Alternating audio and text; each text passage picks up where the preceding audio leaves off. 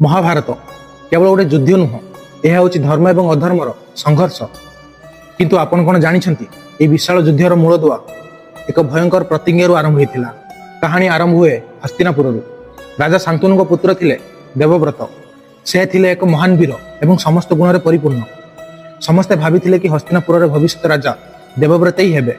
किंतु दिने राजा शांतनु सत्यवती को विवाह करने को चाहिए। सत्यवती पिता एक कठोर शर्त रखिले जे केवल सत्यवती संतान ही हस्तिनापुर राजगादी में बसिबो। यही कथा राजा शांतनु को बहुत व्यतीत कला। जेतेबेले यही कथा देवव्रत जानिबा को पाइले से तांको पिता को खुशी करबा पई समस्त सामने एक भयंकर शपथ नेले। से कहिले मु केबे भी राजगादी में बसिबी नहीं एवं जीवन सारा अविवाहित रहिबी। यही कठोर प्रतिज्ञा पई तांको नाम हैला भीष्म। किंतु कौन हैला त्यागर परिणाम? कौरव एवं पांडवों जन्मर रहस्य जानिबा पई देखंतु पार्ट 2। जदि आपको पार्ट 2 दरकार तेरे कमेंट रे पार्ट 2 निश्चय लिखंतु। जय जगन्नाथ।